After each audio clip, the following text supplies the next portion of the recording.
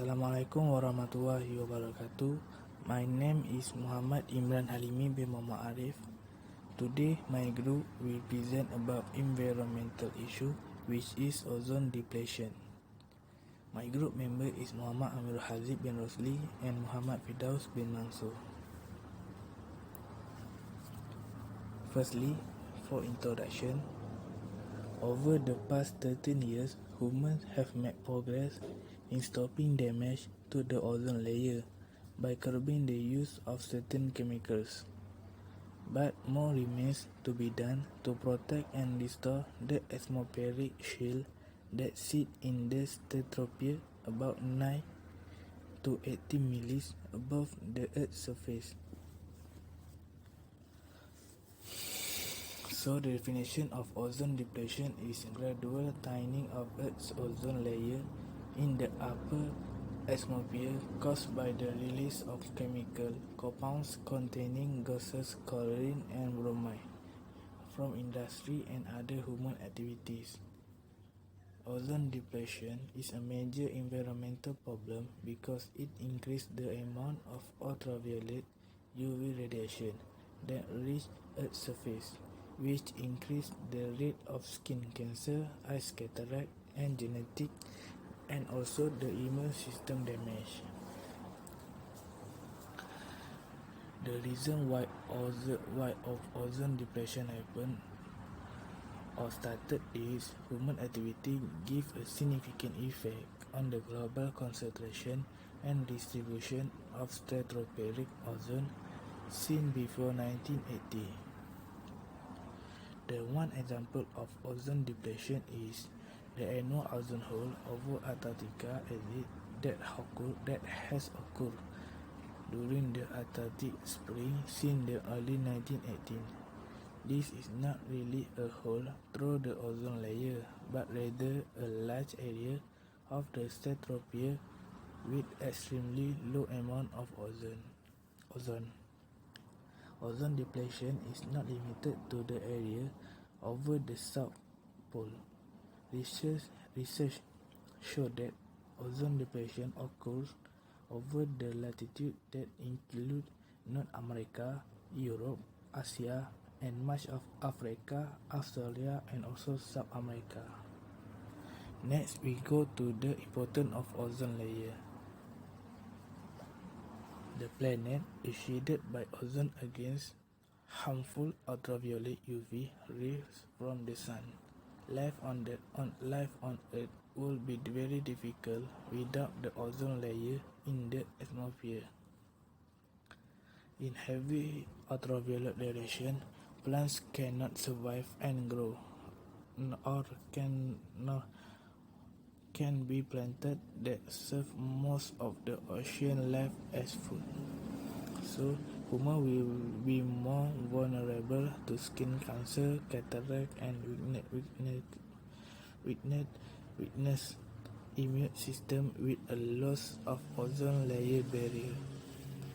Then we go to content, which is cause of ozone depletion.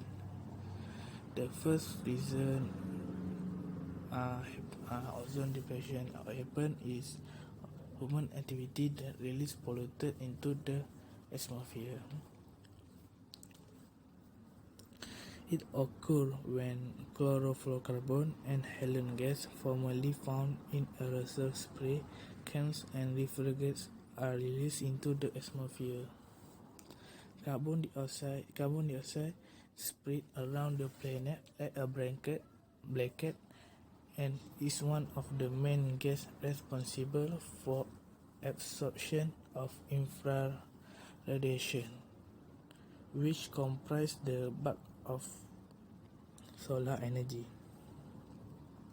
Then the chlorofluorocarbon, halogens, and other compounds deplete the ozone layer. These chemicals are found in cleaning agents, aerosols, insulating foam, and refrigerants.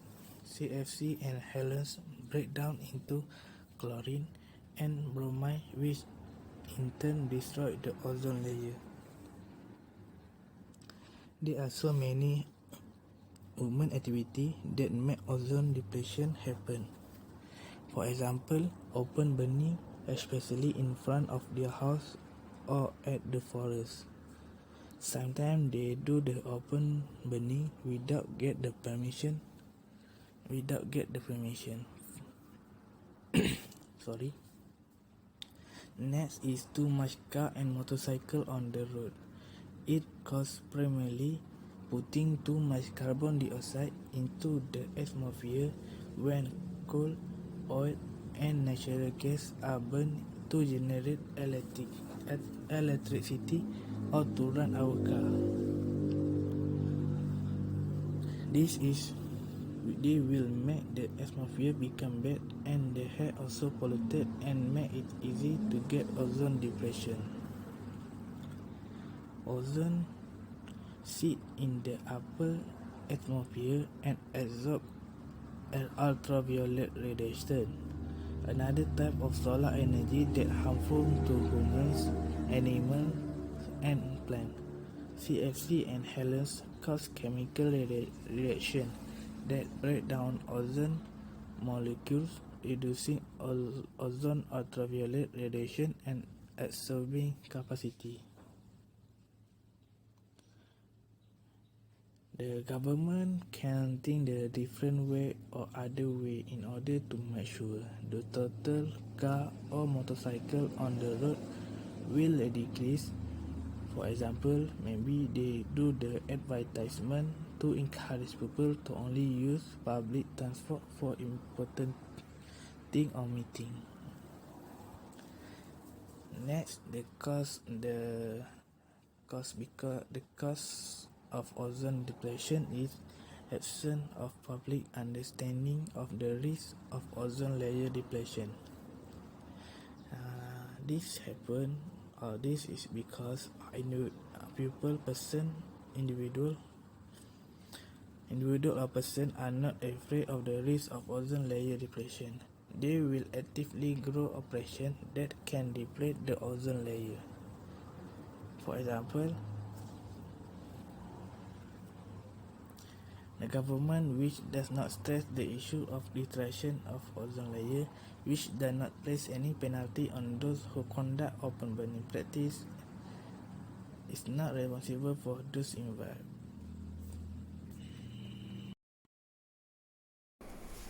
Assalamualaikum and hi to Madam Wani and my fellow friend. I'm Muhammad Amirul Haziq Merosli. My metric number is 2018-200-546. I'm from Group 5, which Muhammad Imran Halimi bin Muhammad Arif and Muhammad Firdaus bin Mansur. I will explain about the effect of ozone depletion. First of all, the effect on human health and environment. Depletion of the stratospheric ozone layer on the Earth's surface has contributed to increased solar UVB radiation in 280 to 315 nanometer. Impact on human exposure to UVB radiation with detrimental and beneficial health effect. UV radiation has a harmful effect mainly on the eye and the skin. Skin cancer, including melanoma and non-melanoma skin cancers, basal cell carcinoma, and squamous cell carcinoma is the most common harmful outcome to the skin. Exposure to UV radiation follows the suppression of some form of immunity, and the effect of this modulation are additional issues for the immune control of infectious disease, vaccines, and tumor. Second effect is on animal. The rise in ultraviolet B radiation resulting from major ozone losses is also potentially detrimental to animal. Any rise in disease in domestic species would not only have significant consequences for animal health, but may also be economically relevant.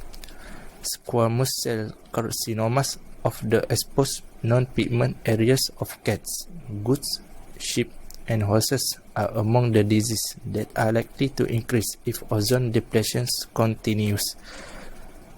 Uberatus syndrome in dogs is also associated with UVB exposure and the incidence of symptoms such as infectious keratoconjunctivitis in cattle can be expected to increase. The seasonal variation in both ozone and consequent level of UVB suggests that it is the occurrence of certain infectious disease is likely to increase over the summer, when ozone levels are up to 40% lower than in winter. Increases in skin cancers and the animal population are likely to be associated with overall exposure to Astis, but younger animals are also likely to be affected as the rate of accumulation of harmful UVB is rising. Last effect is on marine life. In phytoplankton, exposure to solar UVB radiation has been shown to affect both orientation and motility, leading to decreased survival rates for this species. Due to ozone depletion-related rises in UVB, scientists have demonstrated a direct reduction in phytoplankton production. UVB radiation has been shown to cause damage to fish, shrimps, crabs, amphibians, and other marine animals at an early stage of growth. Decreased reproductive ability and impaired larva growth are the most serious consequences. Small increases in UVB exposure could lead to population decline for small marine organisms with repercussions for the entire food chain in the marine environment. As more than 30% of the world animal protein for human consumption comes from the sea, this is a particular importance. One plankton study predicts that a 25% decline in ozone will result in a 10% reduction in primary production in the ocean sunlit, biologically rich upper layer and a 35% decrease near the water surface. Because for most of the year, barely any direct sunlight enter the continent, most Antarctic species have a power tolerance for UV radiation. UVB radiation has been able to enter the atmosphere of a greater strength, which decreases ozone in springtime. Already, an influence has been felt at the base of the Antarctic food chain. The plankton population have already been depleted by UVB radiation by between 6 and 12%. Next, I will explain about the market upturn. What the market upturn that my group used to solve this problem. My group chose the pollution permit trading system. Tradable emission license, also called mechanism for cap and trade. They grant business a legal right to pollute a certain amount per set time period. Companies that pollute less will then sell their license for leftover emission to companies that pollute more. Pollution permits include granting business a legal right, such as 100 units of carbon dioxide per year to pollute a certain amount. It can sell its emission license to other business if the company generates less pollution. However, if it creates more emission, other business or the government must purchase permits. This creates a market with a price determined by demand and supply for pollution permits. Pollution permits are designed to provide business with business incentive to minimize pollution and reduce the external costs associated with it.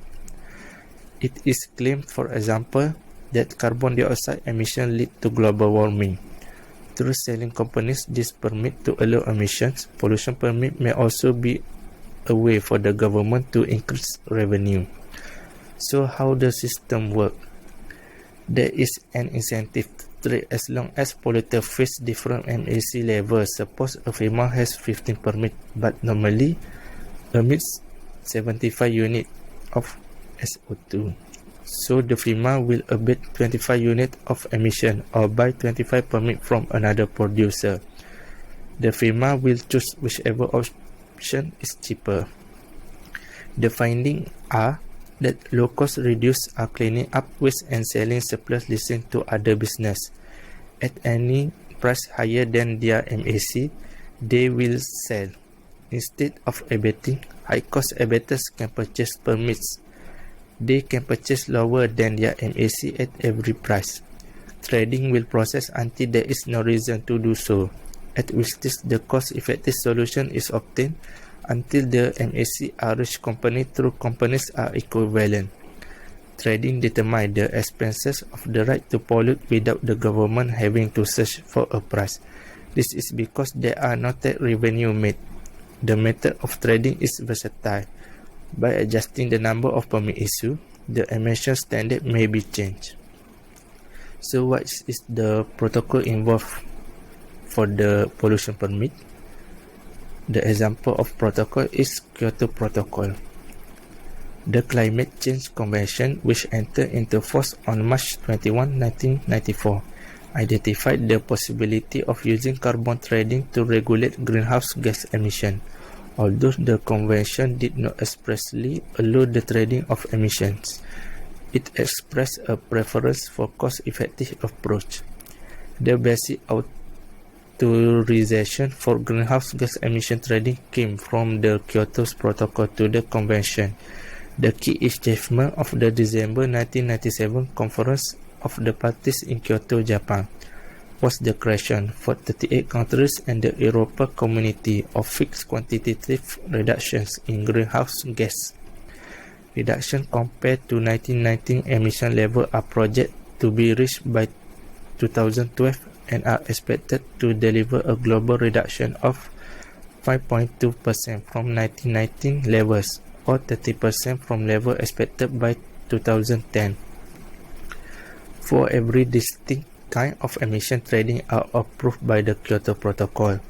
Article 17 authorized the trading of allocated quantities between the nations of NAB and specially provide the greatest opportunity to benefit from the benefit of a trading scheme. Article C and 12 allow, on a case-by-case basis, the development by non-ANEC countries of emission reduction credit by ANEC 1 nation and certified emission reduction. Bubbles are allowed by Article 4. Originally conceived as a way of enabling the European Community to certify its internal burden sharing between its member states on the Kyoto Commitment, the final wording of the article is usually framed. It enables the ANEC 1 community of countries to fulfill their obligation under Article 3 jointly, so that their overall gross aggregate CSG emission do not exceed the amount allocated to them. When the ratification is filled, a bubble must be declared.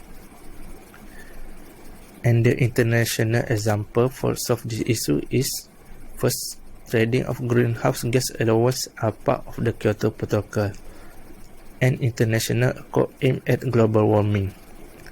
The second example is Canada has a trading program for ozone depletion. And last but not least, the Denmark has one for carbon dioxide emission. So, what is other improving to solve the ozone depletion? First and all, the international action has been effective in protecting the ozone layer. Countries around the world have decided to stop using ozone-depleting chemicals to halve the degradation of the ozone layer. The Vienna Convention for the Defense of the Ozone Layer in 1985 and the Montreal Protocol on Substances that Deplete the Ozone Layer in 1987 formalized the agreement. The Vienna Convention and the Montreal Protocol became the first treaties to reach full adoption in 2009 in the history of the United Nations.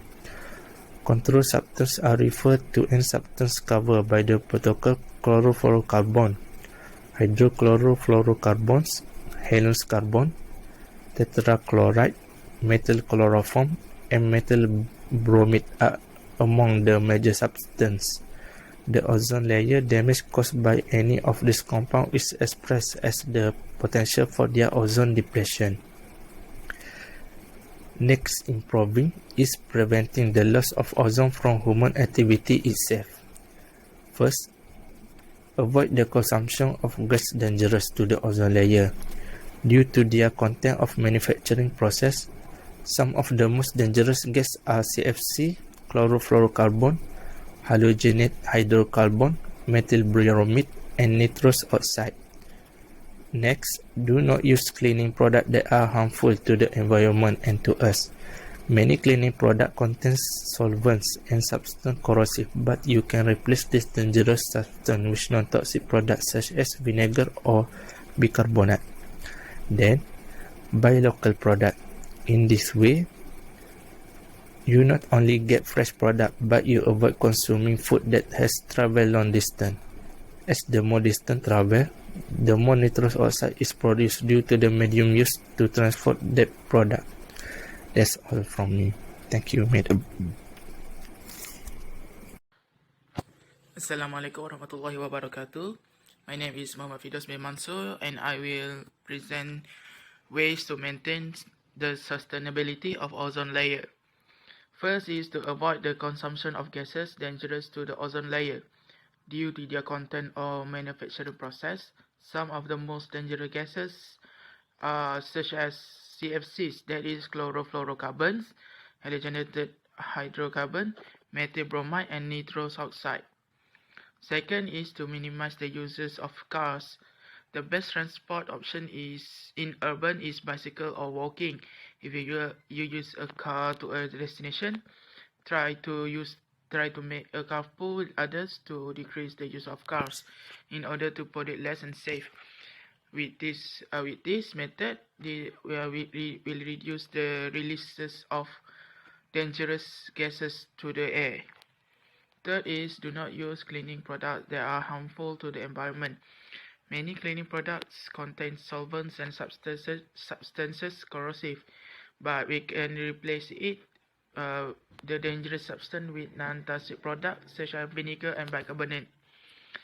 Next is buy local products.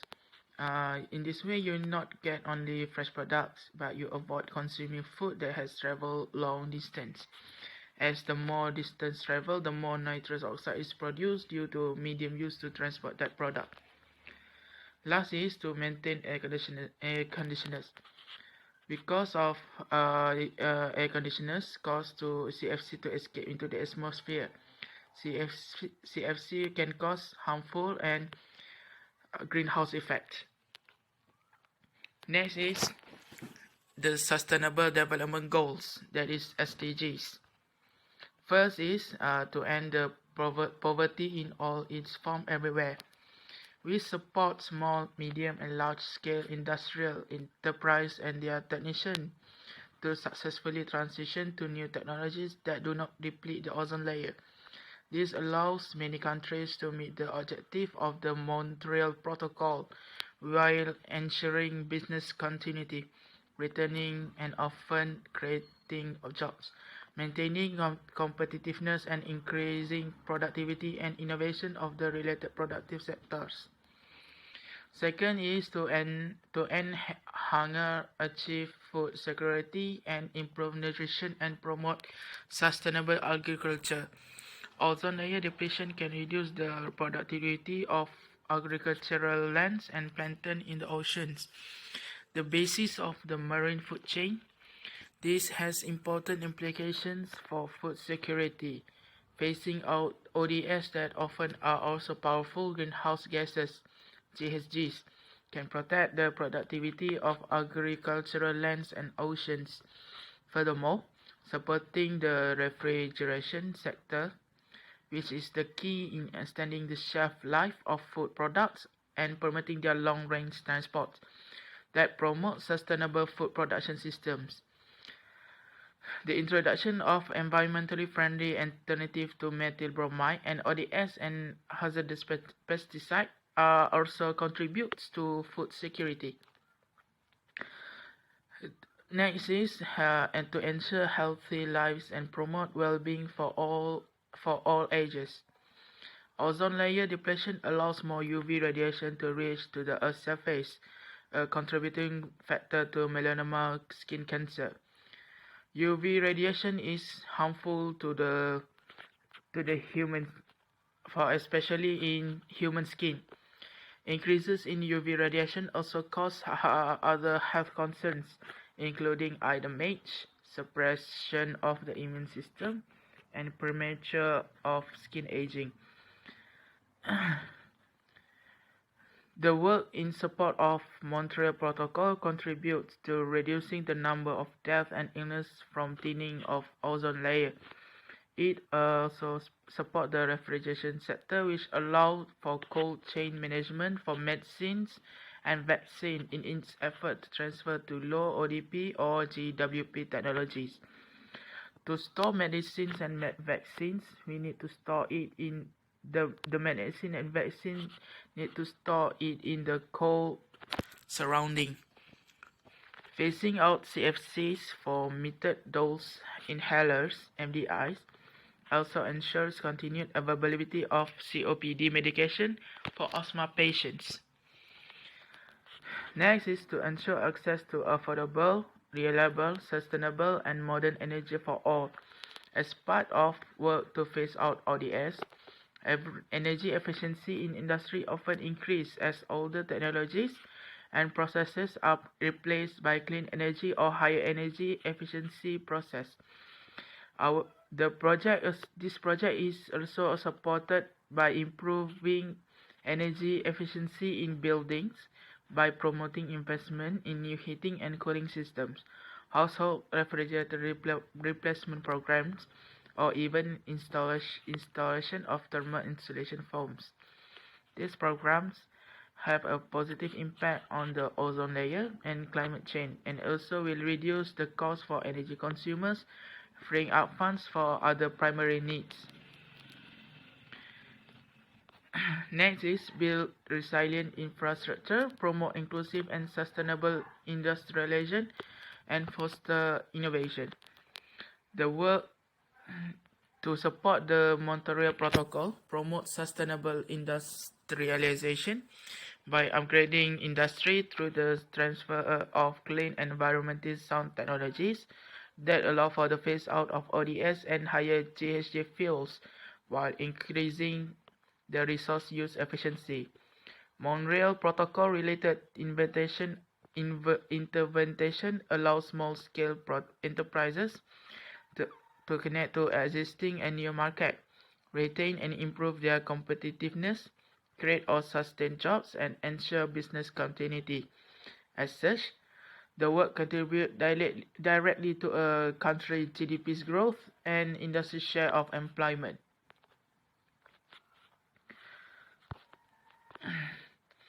Next is to ensure sustainable consumption and production patterns.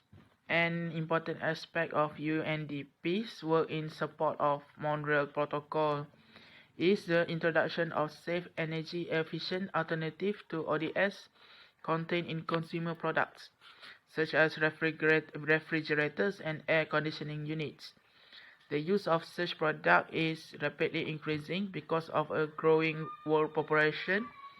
Nowadays, are equal to around 7 billion of people, and the growing middle class that can afford such products. To ensure that past achievements of the Montreal Protocol are not cancelled out by an increase in the use of products that contain low ODP by GWP chemicals. It is focused on introducing natural refrigerants, increasing recovery and recycling rates of both refrigerants and white appliances. Lastly is to take urgent action to combat climate change and its impact. The Montreal Protocol has been one of the most significant and successful efforts to combat climate change. The phase out to date of most of the has not only led to the degeneration of the ozone layer, but also significant reduction in GHG's emissions, as most ODS are also powerful GHGs. During the period of 1989 to 2013, the Montreal Protocol has reduced CO2, carbon dioxide equivalent emission, as big as 11 other global policy actions combined. That includes energy efficiency, hydropower, nuclear power, forest preservation, fuel efficiency standard, and etc. at a fraction of the cost. As the conclusion, ozone layer, the thinning of ozone layer will harmful to us as a human that live in this world. So we as human need to work together to reduce the risk of increasing the the thinning of ozone layer, because nowadays we always use many technology that can cause the thinning of ozone layers, such as refrigerator, uh, air conditioners, and insect killer, insecticide. So to reduce it, we need to reduce using all of the product that you that release CFC, chlorofluoro that is reduce CFCs, that is chlorofluorocarbon. That's all from me. Thank you.